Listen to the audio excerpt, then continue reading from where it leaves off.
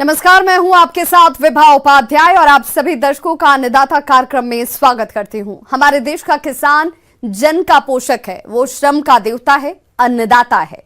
उसमें ही भारत की आत्मा निवास करती है और ऐसे ही किसानों की प्रगति के लिए हम खेती बाड़ी से जुड़ी हुई बहुत सी नई लाभकारी जानकारियां हर रोज सुबह लेकर आते हैं। तो चलिए कार्यक्रम शुरू करने से पहले देखते हैं क्या है आज के अन्नदाता में।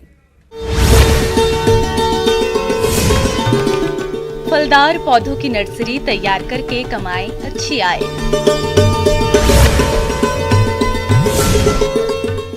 कैसे ले भिंडी की फसल से अधिक उत्पादन।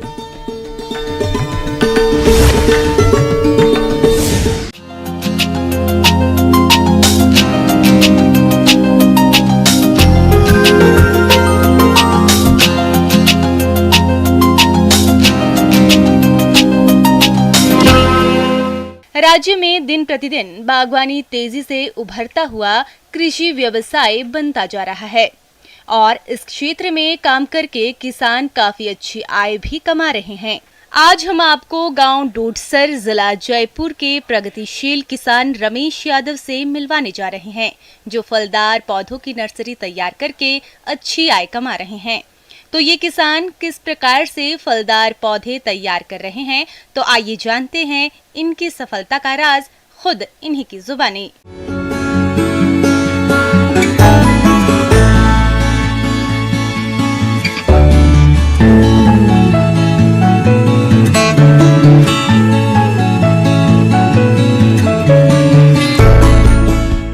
हमारे जो नर्सरी है उसमें जनवरी में जो थैलियाँ भरी जाती है, उस थैलियों भरने के बाद में उसमें बीज लगाया जाता है। फरवरी में बीज लगाने के बाद में उसमें टाइम साख संभाल करनी पड़ती है, पानी का छिड़काव देना पड़ता है।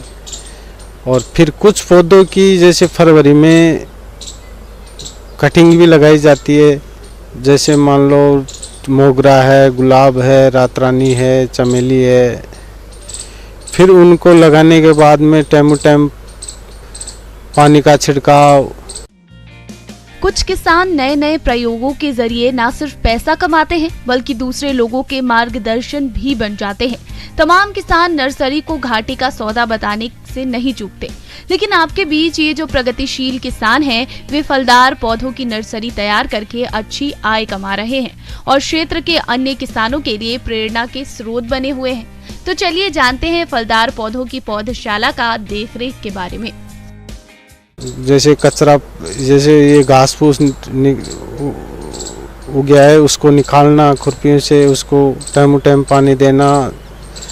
फिर ये करके जैसे फिर मार्च अप्रैल आता है, उसमें गर्मी पड़ती है तो उसमें थोड़ा पानी का ध्यान रखना पड़ता है। फिर मई जून में जैसे वो जो आंवले का बीज लगाया अपन ने, लेसवे का बीज लगाया, उसमें ग्राफ्टिंग जो पौधों में की जाती है वो मई जून में की जाती है। फिर मई जून में जो ग्राफ्टिंग जो करते हैं उसमें एक चीज़ का तो ये ध्यान रखना चाहिए, जो ग्राफ्टिंग की है उसमें उसको जो नीचे से या ऊपर जो देसी निकलती है उसको अपन को विशेष ध्यान रखना चाहिए, उसको हटानी चाहिए। अगर उसको नहीं हटाएंगे तो वो क्या है, जो अपने कलम बांधी है वो फूट के जल जाएगी। फिर वो पौधे तैयार हो गए, फिर कुछ पौधों की जैसे थैलियाँ फिर भरी जाती है। फिर ये जुलाई अगस्त के अंदर उसमें अपन कटिंगा फिर लगा सकते हैं। कटिंगे लगाने के बाद में वही जो पानी का छिड़काव है टाइम वो करना चाहिए। और पानी का छिड़काव करने के बाद में जैसे मान लो दीमक की दवाई है और है, उसमें छिड़काव करना चाहिए। ये करने के बाद में जुलाई अगस्त आ जाता है तो उसमें क्या है, जैसे ये फल वाले पौधे हैं, जैसे आम है, चीकू है, नींबू है, करुंदा है। एक लट आती है हरी हरी, उसमें जो पत्तों को खाती है, उसमें स्प्रे करना पड़ता है। फिर भी अगर 10 दिन से स्प्रे होता है, 10 दिन से अगर वो ख़त्म नहीं होती है तो फिर 10 दिन बाद में फिर रिपीट होता है। जैसा कि आप जानते हैं, मौसम बदलते रहता है। गर्मी के बाद बारिश और इसके बाद सर्दी का मौसम आता है। ऐसे समय में नाजुक फलदार नर्सरी पौधों की देखरेख और सुरक्षा बेहद जरूरी हो जाती है। अगर थोड़ी सी चूक हुई तो ये पौधे सूख जाते हैं। इसलिए मौसम के अनुसार पौधशाला में समय समय पर सिंचाई करना और कीट रोगों से बचाव के पौध सुरक्षा करना, इसके अलावा अधिक वर्षा और पाला से बचाना बहुत जरूरी हो जाता है। तभी आगे चलकर पौधशाला से उन्नत किस्म के स्वस्थ पौधे तैयार होते हैं, जो अच्छी गुणवत्ता के साथ अधिक फलोत्पादन देते हैं। ये किसान भाई कुछ ऐसे नर्सरी पौधे तैयार करके उन्हें बेचकर अच्छा खासा मुनाफा कमा रहे हैं। अक्टूबर नवंबर का जो महीना आता है उसमें अपन जैसे मान लो गोबर की खाद गड़ी हुई हो या मिंगन की खाद हो, जितने पौधे हैं उनमें ये दी जाती है। उससे क्या है, एक तो जो सर्दी आती है ना, जो सर्दी उस पौधे में जैसे खाद अपने डाल दिया, उसमें पौधे में सर्दी बहुत कम लगेगी। और दूसरी बात, जैसे सर्दी का टाइम आ गया तो पानी नमी रहनी चाहिए उस पौधे में, तो उसमें सर्दी जो बर्फ़ पड़ती है वो नुकसान नहीं करेगी। और फिर जैसे मान लो अपन छोटे पौधे हैं तो अपने ये घास आती है, ये कूचा की पानी वो बांधते हैं, तो उसको पौधे से करीबन 1 बिलान परे से बांधना चाहिए। अगर पास में बांध देंगे तो सर्दी जैसे ही उसमें पड़ेगी तो वो क्या सीधी पौधे पे अटैक करेगी, तो पौधा ख़त्म भी हो सकता है। तो जैसे अपन पौधे का सर्दी का बचाव करें तो पौधा से 1 बिलान दूर से चारों मेर दूरी बना के ही बांधना चाहिए। उससे क्या है, एक तो सर्दी से बचाव होगा। दूसरी बात, जैसे अपन ने पानी बांध दी तो उसमें दीमक की भी शिकायत ज़्यादा रहती है, तो उसमें टाइम टाइम दवाई देनी चाहिए। दवाई देने के बाद में जैसे ही सर्दी ख़त्म होती है तो उसको पूरी पानी को हटा के और उसमें थोड़ी दीमक की दवाई डाल के पानी दे देना चाहिए। वो पानी देने से फिर क्या, फरवरी में जो पौधा अपन ने पानी हटाई है वो पौधा ग्रोथ स्टार्ट कर देगा।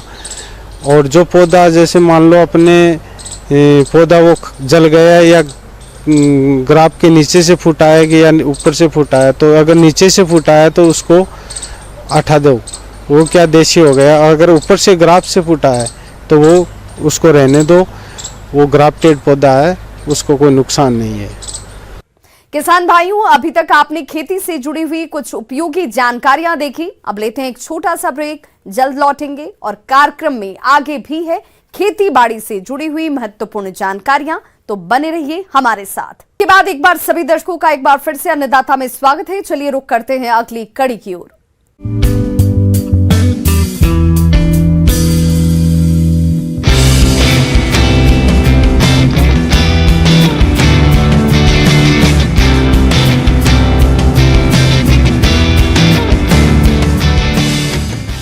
प्रदेश में जैसे जैसे लंपी वायरस संक्रमण का कहर बढ़ता जा रहा है, वैसे वैसे पशुपालकों के लिए दुग्ध उत्पादन की समस्या भी बढ़ती जा रही है। राजस्थान में कई जिलों में तेजी से दुग्ध उत्पादन में गिरावट दर्ज की गई है। लंपी वायरस संक्रमण बढ़ने के कारण प्रदेश भर में दुग्ध उत्पादन में 3 लाख लीटर तक की गिरावट दर्ज हुई है। चूरू में 67 सर्वाधिक फीसदी दुग्ध उत्पादन में गिरावट आई है।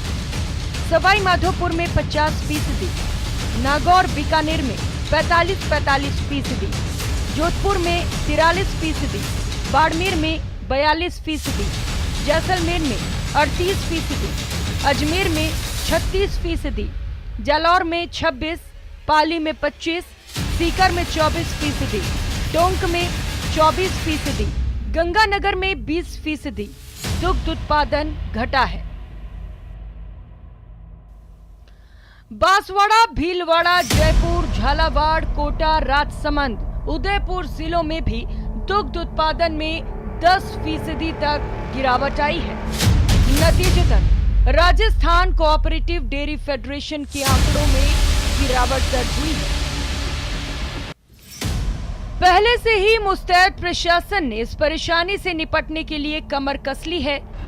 प्रदेश में अब तक जोधपुर में 1,77,082 बाड़मेर में 97,802, नागौर में 92,500, गंगानगर में 85,876, बीकानेर में 74,177, हनुमानगढ़ में 65,869, चूरू में 56,666, पाली जालौर में 52,000, जैसलमेर में 40,074, अजमेर में 30,450, सीकर में 29,391, उदयपुर में 22,373, जयपुर में 18,466, झुंझुनू में 15,067 पशु संक्रमित मिले हैं। इसके कारण इन जिलों में सर्वाधिक दुग्ध उत्पादन प्रभावित हुआ है। प्रदेश में दुग्ध की कमी न हो और जल्द से जल्द लंपी की रोकथाम के लिए प्रशासन सभी जिलों में लगातार मॉनिटरिंग कर रहा है। प्रदेश में अब तक 4,53,000 पशुओं को टीका लगाया जा चुका है। हालांकि अभी कई जिले टीकाकरण का इंतजार कर रहे हैं। LSD लिम्पी स्किन डिजीज है, ये विषाणु जनित गांठदार रोग है। इस बीमारी में जो गांठें बनती है वो 2 से 5 सेंटीमीटर तक होती हैं। ये गांठें शरीर में, जनांगों पर, थनों पर, इन पर भी बहुत ज़्यादा हो जाती हैं, जिससे चमड़ी उतरने लग जाती है। इस बीमारी में पशुओं के तेज़ बुखार आता है, नाक से पानी का स्राव गिरता रहता है, जानवर कमज़ोर हो जाता है, दूध में भी कमी हो जाती है, चारा पानी धीरे धीरे कम खाने लग जाता है और पूरे शरीर पर छोटी छोटी फुंसियाँ हो जाती हैं, मक्खियाँ जितनी थी मोटी, और पूरा शरीर उसमें घाव से बन जाते हैं। इसके जो बचाव है वो टीकाकरण ही है।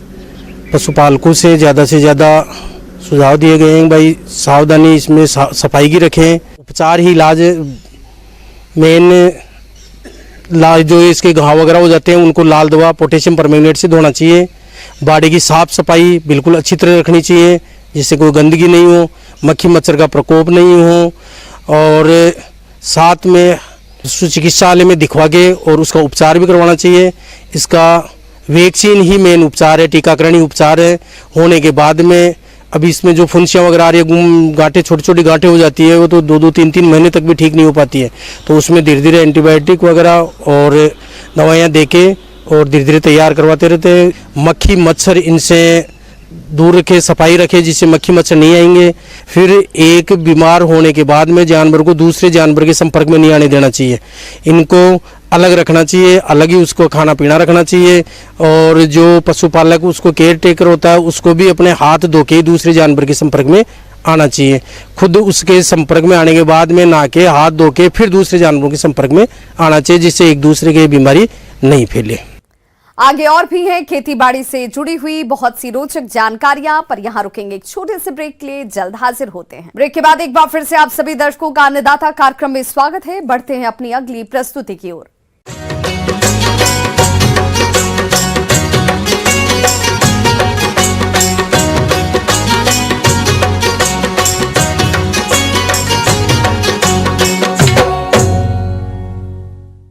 भिंडी की मांग बाजार में साल भर रहती है और जो किसान भिंडी की खेती करते हैं वे अच्छी आय भी कमाते हैं। इस बात को ध्यान में रखते हुए हमारे प्रदेश के जो किसान भाई भिंडी की खेती कर रहे हैं उनको फसल की अवस्था के अनुरूप देखरेख की जरूरत है, तभी भिंडी की अधिक पैदावार मिलेगी। तो आप कैसे करें भिंडी की फसल से आवश्यक कार्यों को, इसकी जानकारी दे रहे हैं विषय विशेषज्ञ चंद्रभान सिंह बागरी।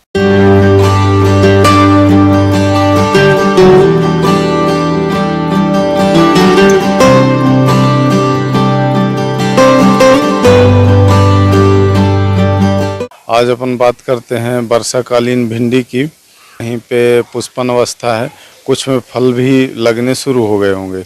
भिंडी एक ऐसी फसल है जिसमें कीट बीमारियां बहुत कम लगती है, लेकिन अगर फसल की ठीक से देखरेख नहीं होगी तो फसल की बढ़वार कम होगी और कीट बीमारियों से फसल को भारी नुकसान होने लगेगा। इसीलिए किसी भी फसल से अच्छी उपज के लिए फसल की ठीक से देखरेख करें। सबसे अच्छा इसमें वैसे ज़्यादा जो हाइब्रिड वैरायटी होती हैं तो इनमें खाद की ज़्यादा आवश्यकता होती है, तो उसमें सबसे बढ़िया है NPK 19-19-19 100 से 150 लीटर पानी में घोल मिला के 1 किलो प्रति एकड़ के हिसाब से छिड़काव करें। 15 दिन के अंतराल में इसका छिड़काव करते रहें। इस फसल में सबसे अधिक नुकसान रस चूसने वाले कीटों से होता है और ये कीट बरसात की फसल को सबसे अधिक नुकसान करते हैं। अगर इनका प्रकोप अधिक हो जाता है तो पत्तियां सिकुड़ जाती है, वायरस रोग फैलने लगता है जिससे पत्तियां पीली पड़ जाती है, जिसका असर उत्पादन पर पड़ता है। तो इसमें सबसे ज़्यादा जो कीड़ का अटैक होता है वो है रस चूसक कीट, जिसमें फसल का रस चूस लेते हैं पत्तियों का और पत्ते कटोरे नुमा आकार की हो जाती हैं, कड़ापन आ जाता है उनमें, सिकुड़ने लगती हैं। तो इस तरह कई कीड़े होते हैं जैसे रस चूसक, ये इनके कंट्रोल के लिए अपन बात करें तो इमिडाक्लोप्रिड 1 ml प्रति लीटर पानी में घोल मिलाकर इसका छिड़काव करें। यदि इमिडाक्लोप्रिड के अलावा एक थायोमेथाक्जाम इसका आधा ग्राम प्रति लीटर पानी में घोलकर इसका भी छिड़काव कर सकते हैं। इसमें भिंडी में एक प्रमुख बीमारी होती है पीला मोजेक, इसमें भी सफ़ेद मक्खी के द्वारा ये पीला मोजेक फैलता है, जैसे रस चूसक कीट होते हैं उनके द्वारा भी फैलता है। तो इसके कंट्रोल के लिए अपन सबसे पहले तो ये ध्यान दें कि यदि कहीं पे भी पीला पौधा दिख रहा है या किसी पौधे में पत्ती में पीला रोग लग चुका है तो उसको बिल्कुल जड़ मूल से उखाड़ कर गड़ा दें या कि जला दें, क्योंकि ये वायरस जनित बीमारी है। तो ये एक पौधे से दूसरे पौधे में सफ़ेद मक्खी के द्वारा ये फैलता है, तो इसलिए इसको सबसे पहले कि जला दें या कि ज़मीन पे गड़ा दें, नष्ट कर दें उसको। और सफ़ेद मक्खी के नियंत्रण के लिए इमिडाक्लोप्रिड अथवा एक क्लोरोपायरिफास और उसका साइपरमेथ्रिन का मिश्रण आता है। क्लोरोपायरिफास और साइपरमेथ्रिन का जो मिश्रण है इसका भी 100 से 150 लीटर पानी में घोल बनाकर प्रति एकड़ के हिसाब से इसका छिड़काव कर दें, या कि 2 ml प्रति लीटर के हिसाब से डाल के और छिड़काव करें। तो इससे सफ़ेद मक्खी जो है उसका नियंत्रण होगा और ये पीला रोग जो है वो कंट्रोल होगा। इस फसल में फल बेधक कीट भी अधिक नुकसान करता है। यह ऐसा कीट है जो फसल के अंदर रहता है, जिस पर कोई भी दवा अच्छा काम नहीं करती है। इसीलिए फसल में जब फल छोटे छोटे बनने लगे तभी से नीम से तैयार किया हुआ किसी भी कीटनाशक का 1-2 बार स्प्रे कर दे, जिससे फल बेधक की मादा तितली अंडा ही न दे सके और आपकी फसल इस कीट से पूरी तरह से बच जाए। अगर कीट लग ही जाए तो बाकी फसल को बचाने के लिए किसी रासायनिक कीटनाशक का स्प्रे कर सकते हैं। भिंडी में सबसे प्रमुख कीट है जो फल वेदक कीट, जो कि अपने को बहुत ज़्यादा आर्थिक हानि पहुंचाता है वो, क्योंकि ये भिंडी के फल में छोटी अवस्था में उसका वयस्क कीट जो होता है वो अंडे दे देता है। अंडे वो जैसे भिंडी बड़ी होती है तब तक अंडे से इल्ली निकल आती है और वो फल के अंदर अंदर जैसे भिंडी बड़ी होती जाती है वो उतना ही ज़्यादा नुकसान करते जाते हैं, अंदर से वो खा लेते हैं, जिससे फल टेढ़ा मेढ़ा हो जाता है और उसकी मार्केट वैल्यू समाप्त हो जाती, फिर उसका कोई वैल्यू नहीं रह जाती। इसलिए इसके नियंत्रण के लिए सबसे पहले जैसे नीम ऑयल है या इमिडाक्लोप्रिड है, कोई भी सिस्टमिक इंसेक्टिसाइड उसका छिड़काव कर सकते हैं। एक रोग आता है भभूतिया या पाउडरी बोल सकते हैं, इसमें पत्ते में एक सफ़ेद कलर का पाउडर टाइप का लग जाता है, इससे बहुत अधिक हानि होती है फसल की पूरी फसल बर्बाद हो सकती है यदि ये ज़्यादा लगने पाया तो। इसके लिए अपन कोई भी फफूंदनाशक जैसे डायथेनियम 45 हो गया या कार्बन Z78 Z78 या सल्फेक्स पाउडर, इसका भी घोल बनाकर 2 ग्राम प्रति लीटर में घोल बनाकर इसका भी छिड़काव कर सकते हैं। और किसान भाइयों, मेरे द्वारा दी गई जानकारी से आप निश्चित ही लाभ लेंगे।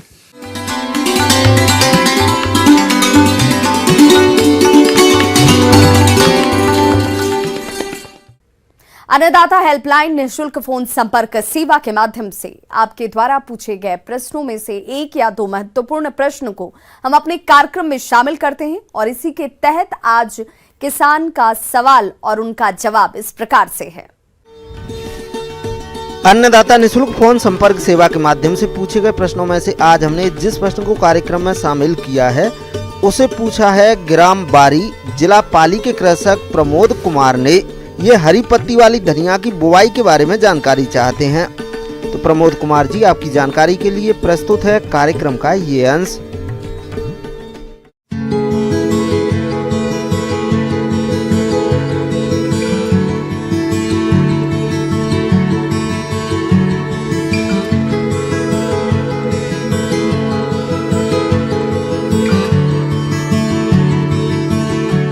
किसान भाई हम जो सब्जी की खेती करते हैं, खास करके वैसे ही किसान जो सब्जी खेती करने वाले हरी पत्ती के लिए धनिया की खेती करते हैं।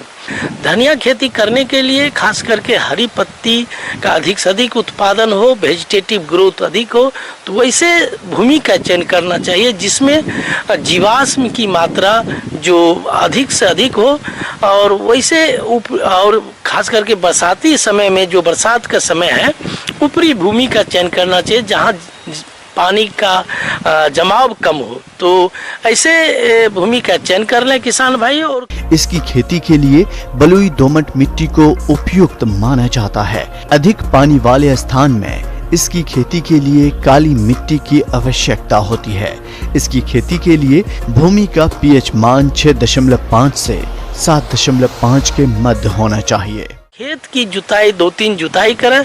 पहली जुताई जब करेंगे किसान भाई तो उसमें 150 से 200 कुंटल प्रति हेक्टेयर के हिसाब से कंपोस्ट डालें और पहली जुताई कर दें। उसके बाद 15 से 20 दिन के बाद जो 2-3 जुताई करें। अंतिम जुताई के समय किसान भाई नेत्रजन, फास्फोरस और पोटास, नेत्रजन 40 केजी और फास्फोरस नेत्रजन 60 केजी और फास्फोरस 40 केजी और पोटास भी 40 केजी जो हरी पत्ती के लिए अगर धनिया की खेती करते हैं तो प्रति हेक्टेयर के हिसाब से नेत्रजन फास्फोरस का प्रयोग करें। जब अंतिम जुताई करते हैं नेत्रजन की आधी मात्रा और जैसे 30 केजी नेत्रजन और फास्फोरस 40 केजी और पोटास 40 केजी प्रति हेक्टेयर के हिसाब से आप खेत में डालें और खेत में बराबर मात्रा में डाल के अंतिम जुताई पाटा के साथ कर दें। जब पाटा के साथ अंतिम जुताई कर देते हैं तो किसान भाई जो आपका सेलेक्टेड जो प्रभेद है जो पत्ती के लिए आप कर रहे हैं, हरी पत्ती के लिए कर रहे हैं, तो उसमें पंत, हरितिमा है और एक ऑल ग्रीन करके आता है जो बहुत बढ़िया करता है। तो हमारे किसान भाई ये 2 प्रभेद, इसके अलावे भी कई कंपनियां कई प्रभेद का मार्केट में लॉन्च किए हुए हैं। तो किसी भी प्रभेद का चयन करके हमारे किसान भाई धनिया, हरी पत्ती के लिए धनिया खेती कर सकते हैं। बीजों की बुआई से पहले उन्हें कार्बेंडाजिम 2 ग्राम दवा से प्रति किलोग्राम बीज को दवा में मिलाकर उपचारित कर लें। इसके अतिरिक्त स्ट्रेप्टोमाइसिन 500 ppm की उचित मात्रा से उपचारित कर बीज जनित रोगों से बचाया जा सकता है।